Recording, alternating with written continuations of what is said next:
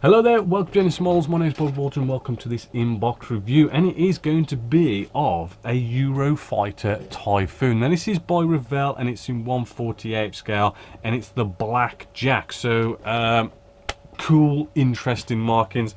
I do love this kit, even though it isn't the best kit to build. I've built several of them. I just like the Eurofighter, and sadly, strangely, I mean, even though, you know, for 1/48 scale, this is kind of like the best we have to offer for a Eurofighter, which is kind of strange. I mean, I thought that, you know, other companies would have built some sort of newer, tooled 1/48 scale Eurofighters, but we just don't seem to be seeing any, which is rather a shame, because this is a little bit old, and you know, it does take, you know, it's kind of like an intermediate or above, because you've got to do you know, a bit of filling, bit of sanding, bit of scribing. But let's jump right into you know, the surface detail and all that. First couple of sprues. So first off, I mean, the surface detail has potential. If we sort of bring you in, you know, there is, you know, good recess panel lines going on with this and stuff, even recess rivets. But what's gonna sort of be where it kind of turns into an intermediate or above kind of build is, yes, we're going to have things like this. You know, we come to sort of like a 90-degree angle, and you know, things that are recessed and stuff, they will start to kind of like fade with this particular kit that I've noticed. If we kind of look at the opposite one, we will also see that it's not consistent either. I mean, it doesn't have to go on a 90-degree angle or anything like that. Those recessed panel lines and rivets can be faded pretty much anywhere on this kit. So a bit of a search rend, a little bit of a rescribe, and actually you can make them look pretty cool. We do have this big nose cone just there, bit of an air intake area just here, some kind of really sort of fine, nice bit of detail with that area. Our air intakes, they are nice and shiny, and ejector pin Mark III. Also the cockpit area, you know, actually we've got quite a nice bit of detail just in there. But I do know, and I have used the Edard photo etch, right, goes in there lovely, and is lovely detail with that. Also inside, I mean, you know, we do have you know, not really any detail in there at all, in all honesty. Moving along as we go through the sprues, yes, we'll see, you know, this, the wing section, you know, it is quite smooth, but you will sort of notice, yes, we do have a bit of flash. All right, that was there from the beginning as well. I mean, this isn't something that's developed over time. You will also notice, I did with my, I don't know if they might have corrected that, but I do remember on the wing sections there was quite a bit of a sort of all the surface detail kind of almost disappeared, went very sort of flat. But you know what, maybe they've sort of corrected that a bit, because actually it does look quite consistent now, which is quite interesting. Maybe that is something that they have sorted out, because actually that recessed panel line details actually looking consistent. I remember I built like, I don't know, about 4 or 5 of these things, and it was like on one of the wings, one of the left or the right, just kind of faded. So that's interesting to see. We do have our landing gear just here, and wheel well doors and stuff. Right, looking at them, looks pretty much the same. Little bit of flash going on. Wheels, you know, they've got quite a nice bit of detail on those hubcaps and stuff.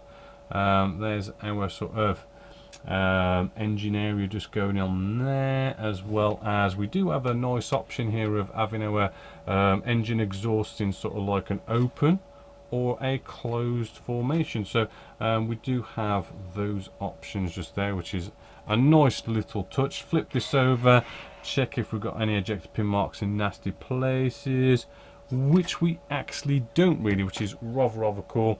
Then, which I really loved about the is they Revell here, they went off and they put you a load of cool weapons in here. I mean, you know, you got all sorts of like free fall bombs, even like cruise missiles. I think it's like the Storm Shadow, or one of those cruise missiles anyway. You get all that really cool stuff in there. I do believe you even, you know, you get all the fuel tanks as well. Different missiles for the different countries in Europe as well, different weapon systems. It was rather cool, and you did get a lot in there. I think I remember you had like 2 bags as well in the older one. Then the biggest pain for this kit I found was the canopy, right? Because they just really messed it up when they first released this back in 2005, and it was around about here, right? There was some sort of a mess up going on here that kind of just made these canopies just useless, and you had to go off to write to Revell and be like, send me a new canopy because this is a load of trash. But yeah, it does look like they have sorted that out, which is rather cool. So and it does look all nice and shiny. Yes, there is like a little seam line going down the middle there, which you're gonna have to sort of scrape out and then repolish and all that stuff. So let's just go over oh, actually I forgot about these parts just here. We have sort of like the spine area on here, and where the canopy goes and stuff, right? A little bit of detail going on in there. Spinal area, as I say, you know, details not looking too bad. If you want like the air brakes open, as you can see, we do have some nice detail in there, a couple of ejector pin marks, but it's not surrounded by detail, so they might not be too bad to get rid of just there. We then have our instrument display panel, right? Actually rather nicely detailed for the time, as well as we have our ejector seat here. You know, it was actually quite nicely a detailed sort of kit going on here. A bit more on the ejector seats just there, really cool detail. Some of the like the ECMs and stuff and whatnot with this aircraft. A bit of our landing gear bay area. Yes, we do have a couple of ejector pin marks inside those areas, which are going to be a bit of a pain to get rid of, right? But you know, it's a nice bit of rework detail with that. Yes, I mean, there's a bit of flash going on. It's sort of seeing it's a couple of decades going on since it was new tooled, but you know, again, it's an intermediate or above build where you're gonna have to put a bit of work getting rid of flash, odd little eject pin mark, you know, doing a little bit of rescribing of some of that faded surface detail. But as I say, it's kind of like the best we've got in 1/48 scale. But what's cool about this particular kit, which was reboxed in 2022, and I think the kit's, I think it's about £40 ish, and that is this. This is kind of really the big thing here, is these gorgeous decals or decals that you get with this kit. You know, it's printed in Italy, so I'm assuming it's by Cartograph, which normally Revell does use Cartograph. Sometimes I do put it on their box somewhere, but yeah, it's probably Cartograph, so they're gonna should go very well with Micro Salt and Set.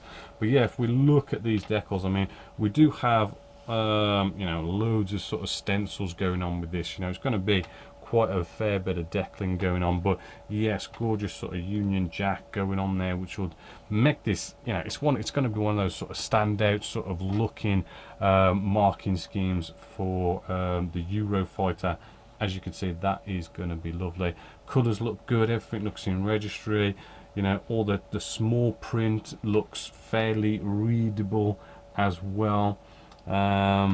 We do have some instrument display panels just there, just to kind of like spruce up your cockpit area a little bit. But yeah, I mean, that is gonna look gorgeous in the right hands. As I say, in the right hands. The kit does need a bit of love, does need a little bit of experience, right? And those decals are big, right? So, you know, a bit of experience with the whole actually doing decaling and stuff, but it would look pretty gorgeous. So yeah, quick look at the instructions, and I'll just go over a couple of the fit issues you are going to have to deal with this kit. So the cockpit does go together rather easily. Actually really sort of nicely laid out, explaining all the colours, and should be any sort of decals that go anywhere. Should be some decals going on those instruments there, which doesn't seem to be showing. Oh yeah, there we go, decal 2 and stuff. Okay, that should be fairly sort of easy. I do believe it does go together, the fuselage section does go together quite well. It's when you get to the air intakes just here, right? There's where's that piece now? There's this piece here which when you sort of bring that in, and the sides to the air intakes, which is, I can just, it's sort of like this bit just down in there. There's that air intake there. That's a bit of an area to have to mess about with. And then there's the top part of the spine. Everything else seems to go together quite well from what I can remember. If I move along, yeah, it's this spiny bit just here. It's sort of like the air brakes are there. If you don't want the air brakes open, you try and close them things, you are in for a world of just sanding that detail off those air brakes, getting it flat, because it just does not fit at all. Takes quite a bit of sanding to shape it, and then probably a bit of filler and everything around there. That's going to be also another little bugbear of this kit. Moving along, you know, apart from those two areas, the air intake, the air brake, that spiny bit, you know, it kind of went together sort of okay after that, but you're going to spend a bit of time around those areas. It does kind of show you the landing gear closed as well, which is quite cool. I'll show that also. You can have your refuel probe open or closed on this as well. Canopy open or closed, obviously. I mean, if you want things like flaps and ailerons and that kind of stuff, I mean, you're gonna have to kind of go even further into a bit of scratch building, because it is quite static pose, so to speak. Then we have all the lovely pylons and all the lovely weapons. I mean, yes, that was it. It was a Storm Shadow. They do look cool. The Storm Shadow GBU 24s. You know, you got the sidewinders and all that cool stuff. Then we have kind of what this particular box is all about. Is this blackjack markings, which, yes, there's going to be quite a fair few decals on here. Big decals to put on. They are good decals, but you know, a bit of experience putting these kind of massive decals that this kit, these markings actually require. As you can see, massive markings, but will really stand out and look very cool. And then just finish off with pylons and stuff. So overall, I mean, yeah, I think this kit, was it £40? £39, so basically almost £40, to be honest with you. For such an old kind of, it does have a few problems, few fit issues and stuff. There's going to be a lot of work in there, but then you know, prices going up and everything. I mean, it is what it is. But yeah, those decals are going to be nice if you've got the sort of like the skill level to kind of tackle these things, and then sort of put all those decals on there. You know what, it's going to be a really cool kit. I'd love to build this again, but I am kind of like, eventually somebody's got to bring out a nice new tooled Eurofighter, and I'd love to build one and do a step-by-step of that when that happens. But until then, you know, I mean, this might be someone's cup of tea.